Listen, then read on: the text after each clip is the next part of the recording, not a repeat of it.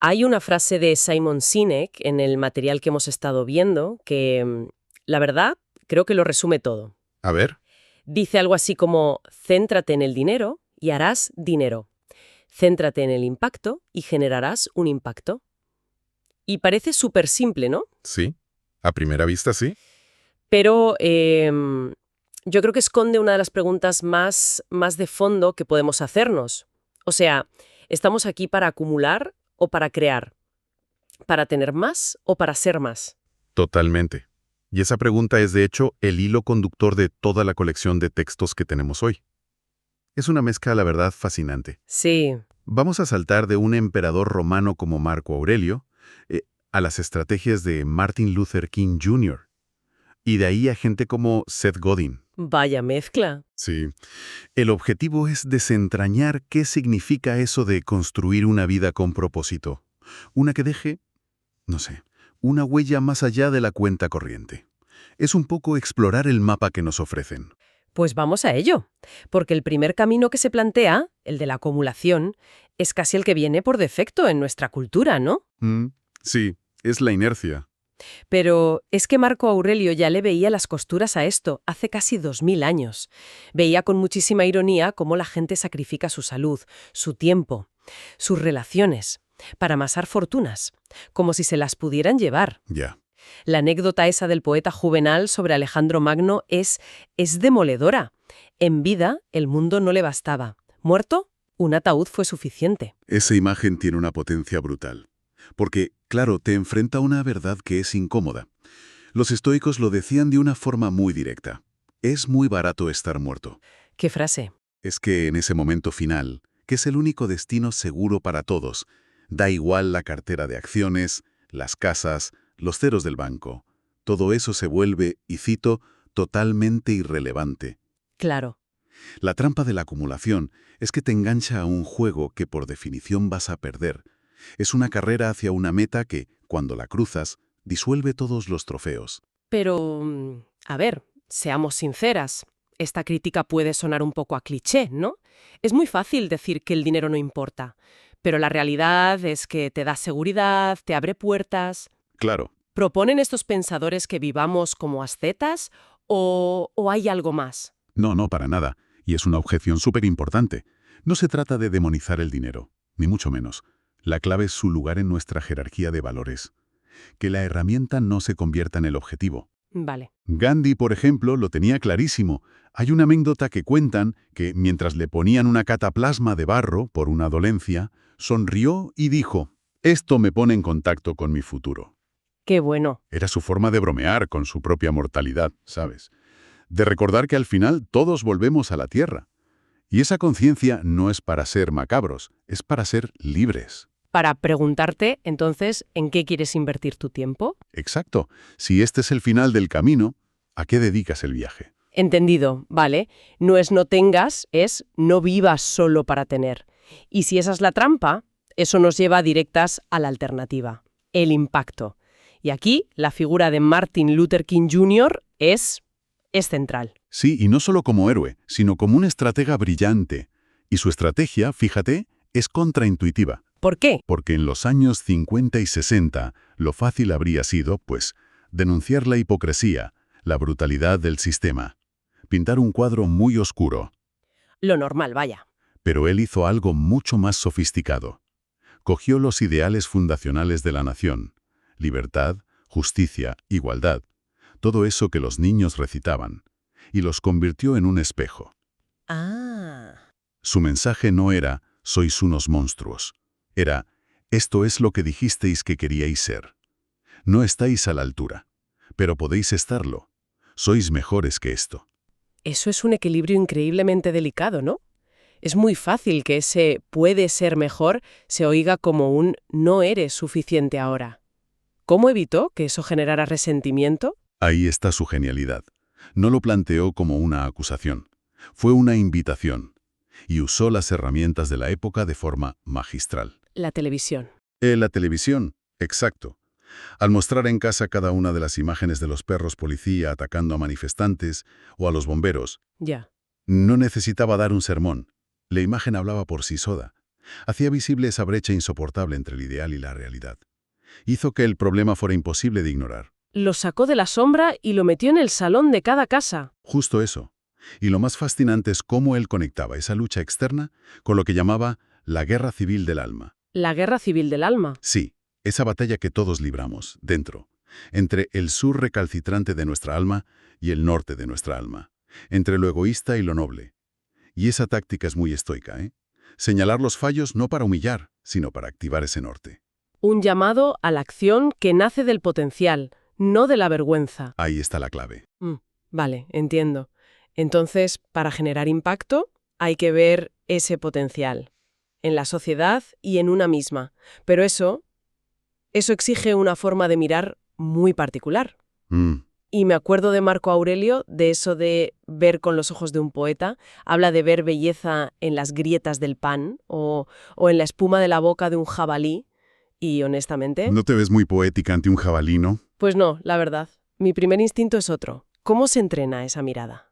Es una pregunta fantástica, porque es verdad que suena como muy etéreo. Pero yo creo que la clave no es forzarse a ver belleza, sino entrenarse para no dar las cosas por sentado. Es una práctica de atención. Vale. Quizá no es el jabalí, pero puede ser la luz de la mañana, la complejidad de un reloj, la paciencia de un colega. Einstein decía algo parecido, que Dios se revela en la armonía ordenada de lo que existe. Tanto el científico como el emperador te invitan a buscar patrones, a encontrar un significado donde parece que no lo hay. Y cuando haces eso, dejas de esperar a que la vida te sirva momentos importantes. Te das cuenta de que crear significado es una acción, no algo que recibes. Exacto. No es una recepción pasiva. Y esa idea de acción me parece el puente perfecto para lo siguiente. Porque una cosa es ver el mundo de otra forma, y otra muy distinta es actuar. Que es mucho más cómodo que te digan qué hacer, ¿no? Sin duda. Y ahí uno de los textos cita a Seth Godin, que advierte contra la comodidad de esperar instrucciones. Es que esa es la gran seducción de la inercia. Con tantas opciones, la parálisis por análisis es real. Que alguien te dé una lista de tareas, un camino claro, es un alivio. Totalmente. Pero es un alivio que pagamos muy caro, con nuestra capacidad de impacto. Se plantea un contraste entre dos preguntas. La pregunta pasiva, la del espectador, ¿qué pasará ahora? Y la pregunta activa, la que genera cambio, ¿qué haré yo ahora? Es la diferencia entre ser un termómetro, que solo refleja la temperatura, y ser un termostato, que la cambia. ¡Qué buena analogía! Es exactamente eso. Y la acumulación de dinero a menudo se consigue siendo un buen termómetro. Sigue las reglas, cumple los objetivos, funciona. Claro. Pero el impacto exige ser un termostato, tomar la iniciativa, decidir cambiar la temperatura de la habitación. Requiere agencia. Pero esa agencia, esa exigencia de ser un termostato, nos devuelve en la guerra civil interna de Kin. Es que es agotador. Lo es. Te exiges, fallas y caes en la autocrítica. Y justo aquí el material mete un contrapunto que me parece vital. Una cita de Deborah Day. Tómatelo con más calma, nadie es perfecto, acepta con amabilidad tu humanidad. Fundamental. ¿Cómo se aguanta esa tensión entre exigencia y autocompasión? Es que ese equilibrio lo es todo. Si solo tienes exigencia, te quemas. Y si solo tienes compasión, caes en la complacencia. Necesitas las dos. Ya. Y hay una reinterpretación de la enseñanza de Jesús de poner la otra mejilla, que encaja aquí a la perfección. ¿Ah, sí? A menudo se ve como sumisión, no, como pasividad. Pero aquí se plantea como un acto de una fuerza interior inmensa. Poner la otra mejilla no es pégame otra vez. Es tu violencia no va a dictar mi reacción. ¡Ostras! Tu oscuridad no va a apagar mi luz. Yo elijo cómo responder. Es recuperar la agencia en el momento justo en que te la intentan quitar. Es como una declaración de soberanía. Precisamente. Y ese acto de fuerza solo puede nacer de un núcleo interno sólido, de alguien que ha aceptado su humanidad. Hemingway lo describe en esa secuencia. Antes de actuar, escucha. Antes de reaccionar, piensa. Antes de criticar, espera. Y eso vale tanto para los demás como para una misma. Por supuesto. Reconocer el fallo no para castigarse, sino para aprender y volver a intentarlo. Hemos hablado de filosofía, de estrategia, pero la conversación da un giro y nos lleva a un terreno que a veces ignoramos, el cuerpo. Me dejó pensando una frase de Carlos Castañeda. Percibe con todo el cuerpo, no solo con los ojos y la razón. Es un punto crucial. porque tendemos a vivir disociados, como si fuéramos un cerebro que va por ahí en un vehículo. Total. Pero el impacto real es una acción encarnada. Hay una metáfora potentísima del entrenador Dan John, hablando de levantar pesas. Dice, ser una sola pieza es el verdadero regalo. Ser una sola pieza. Se refiere a ese momento en que la mente, la respiración, los músculos, la intención, todo se alinea, en un único movimiento, fluido, potente. Y cuando no eres una sola pieza, te sientes fragmentada. La mente en el futuro, las emociones en el pasado, y desde ahí es imposible actuar con convicción. Imposible.